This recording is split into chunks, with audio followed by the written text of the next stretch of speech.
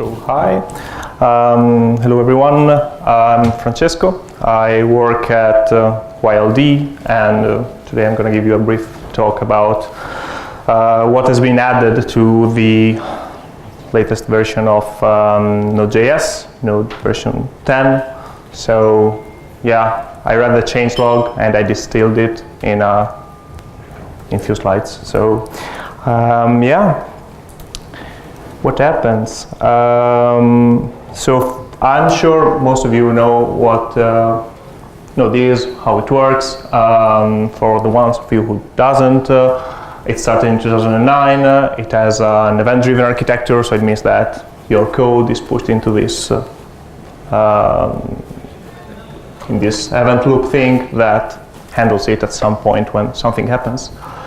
And it's particularly suited for scalable network applications, and it's baked by Chrome's V8 engine, which is the JavaScript engine that powers it. Yeah, fast forward 9 years, Node 10 is here.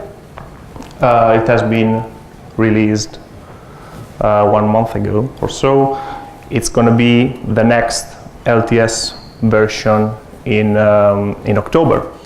So what does it packs a lot of good, interesting stuff. The first one I wanted to talk to you about is an API. So this was experimental in Node 8, and now it reached the stable. Now it's stable in Node 10. So the way what it does is that the Node ecosystem is comprised of both JavaScript modules, the one that you use regularly, and native add-ons, and these are written in C or C++. And they are heavily dependent on the V8 engine. So this means that every time a new version of Node.js is released, we need to recompile these modules, either that or rely on pre-built version by whoever developed these. So you can see that this adds an extra cost in terms of maintenance and how these modules should work. So that's why an API has been introduced. It's a collection of C APIs that aims to solve this problem. Not only that, it also offers a stable binary interface that can work across different versions of Node.js. So the way it works is that, yeah, so you've got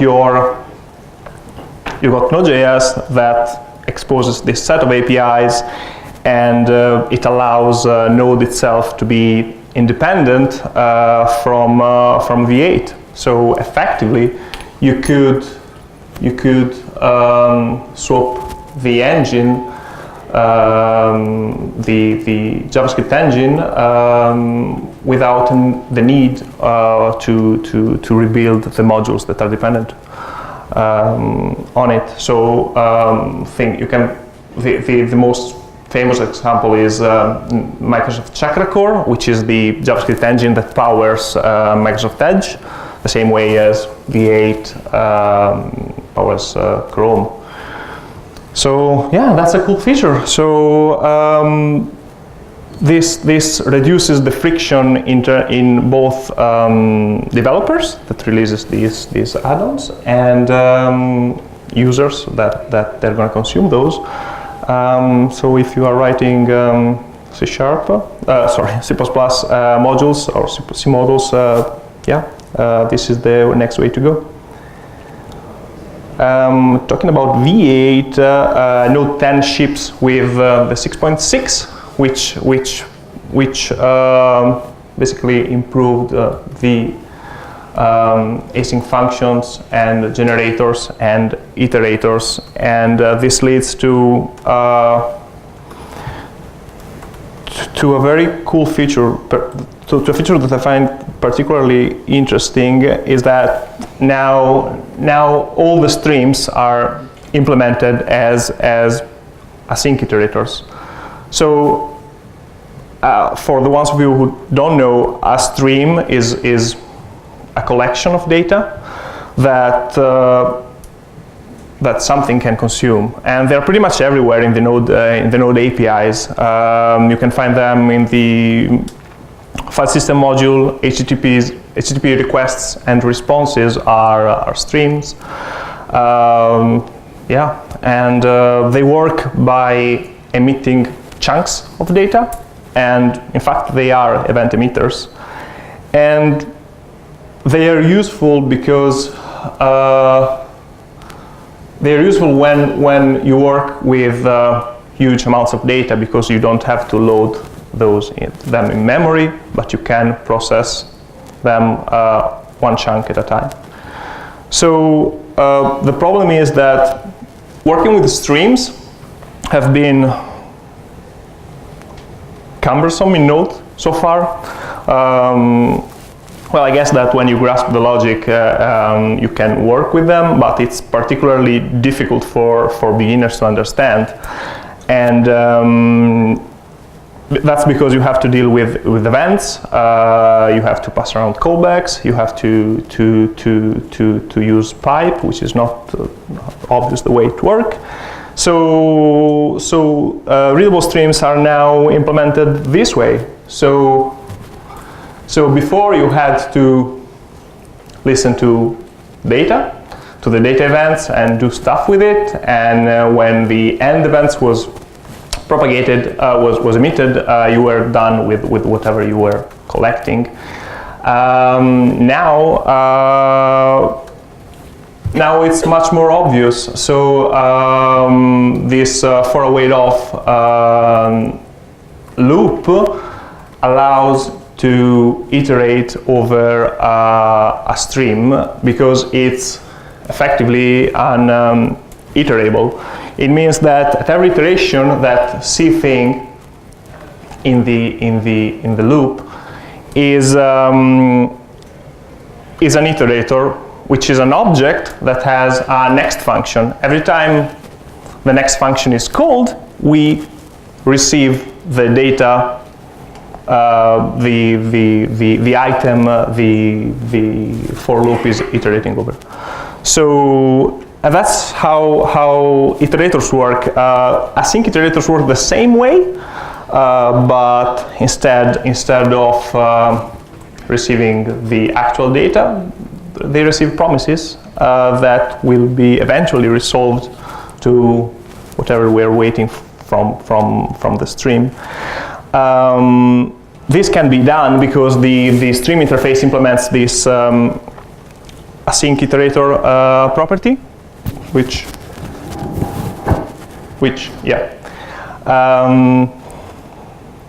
allow to yield the values. So the for await of guarantees the order. So it means that everything that is just described is hidden from the user. So the user doesn't have to manually call the next method on the iterator. So for await of does that for you. It's just that, as I said, the order is guaranteed, and next won't be called until the chunk of data we're waiting for is received. Okay, so this is pretty cool, because by doing so you can leverage on the async generators to create transform streams, which is something that, well, I never use it because it's too difficult to understand, but now I know how to do it to the terminal. How do we do that?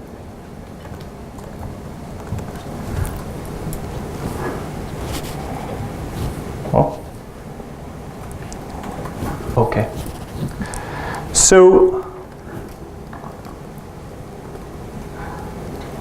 So this thing is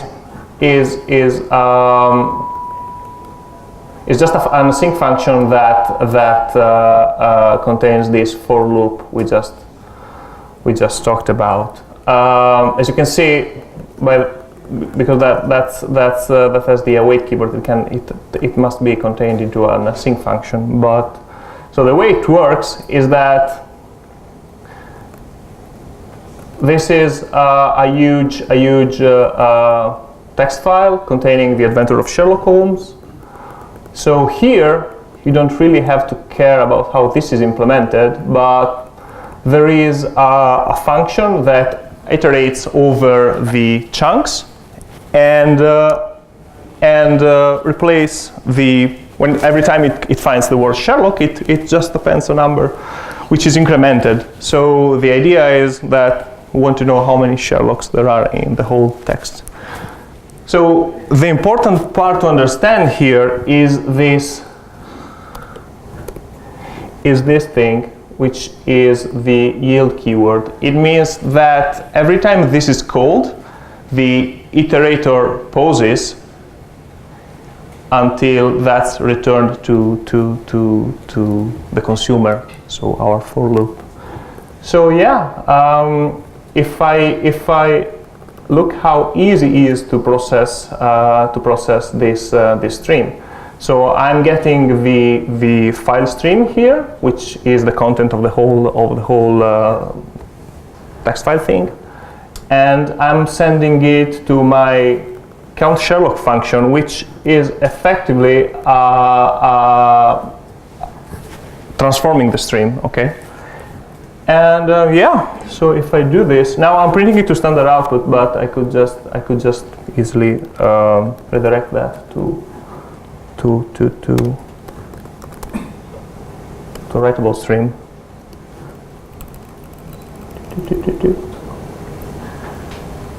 Okay. Oh yeah, this is experimental, so you'll get the warning. But so if I do that, you can see that every chunk has been processed and written to the standard output. I just redirected it to the file, and the counter has been appended. It means that when every chunk is yielded, the consumer will wait here, and the thing will be processed and then written to whatever the destination is.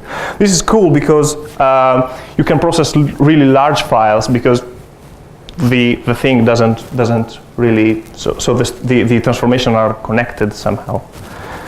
Yeah. Oh, the way it works is that if I go here and I'm generating my thing here. Can I do this? Yeah.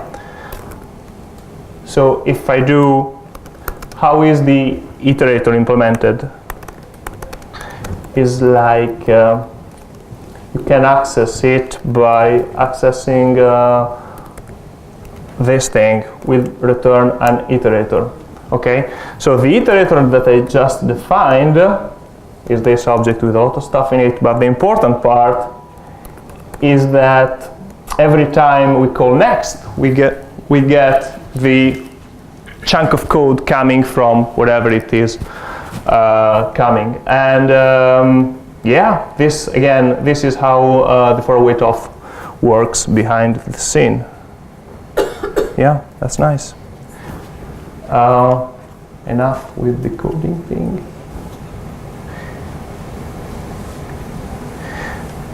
What else? What else? Yeah.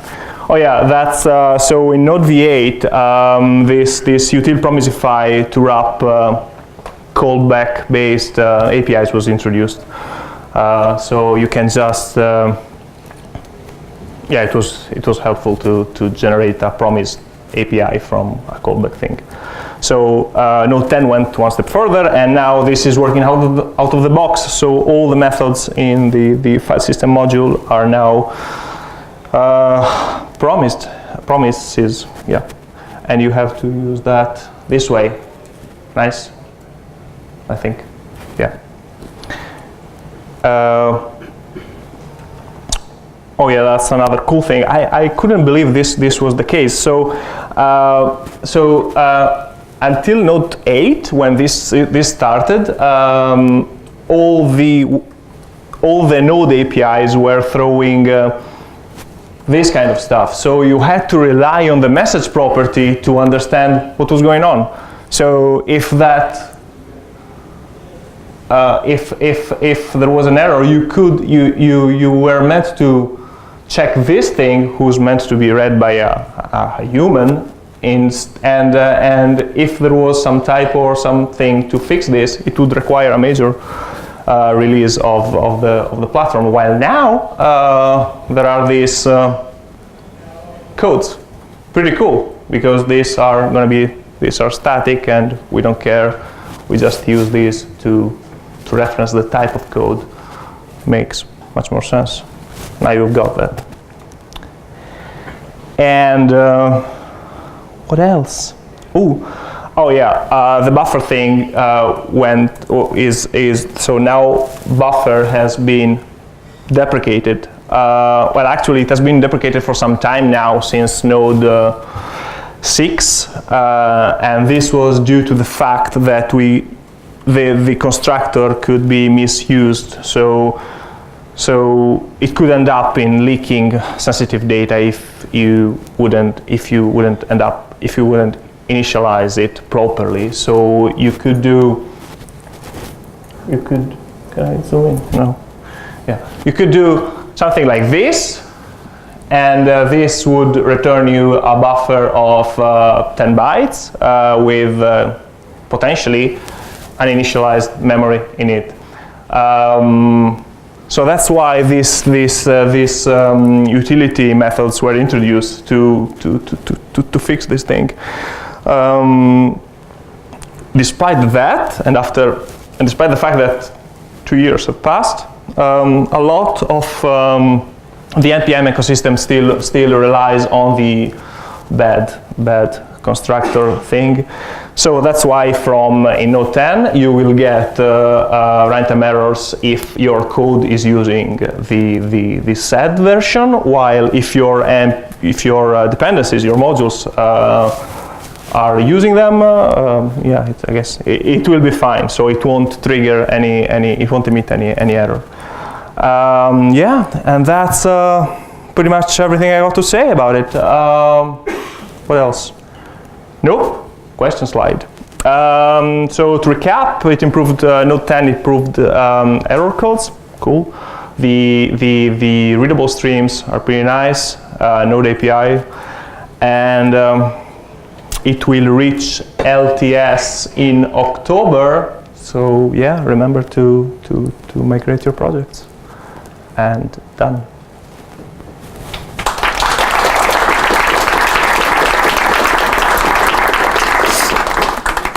Would it be a lot of work to upgrade my project to Node 10, do you think? Or is it just chop and change? Well, no, it won't. It shouldn't, depending on of course it depends on your project, but I would say that no, all these changes that you can see here, they are not like breaking changes, so you can keep your, the upgrade will be like pretty smooth, I think, well, I don't know, depends on the project.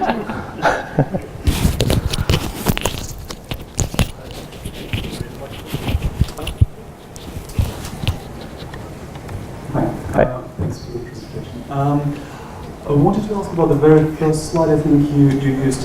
It's about decoupling the V8 engine from the Node 10. So, what are the actual reasons? Why would I want to? It's really a general question. But why would I want, as a developer, decouple? Like, why would I want to switch, for instance, to the Microsoft Edge engine rather than? Edge. Well, Edge has cool features that I know about, but I don't know in detail, like time travel debugging, or time travel debugging is one of the most important ones. The problem is that, well, you can have different reasons. So Chakra Core now is running on a lot of IoT devices, so that makes sense to have Node.js running backed by Chakra Core. Yeah, the reasons aside, I think this was introduced mostly to mitigate this friction between releases. So this makes a lot easier for the maintainers to update their modules to their. Thank you very much. May I add something to you? There were some projects in the past to replace the V8 engine with the Safari engine, because Safari is supposed to be a little bit faster if you do some benchmark based on the engine itself. So there were some projects to replace the very core engine of Node. But obviously in this way, obviously you can substitute whatever you want and probably tune the engine based on the project you are working on. Thanks for that. No problem.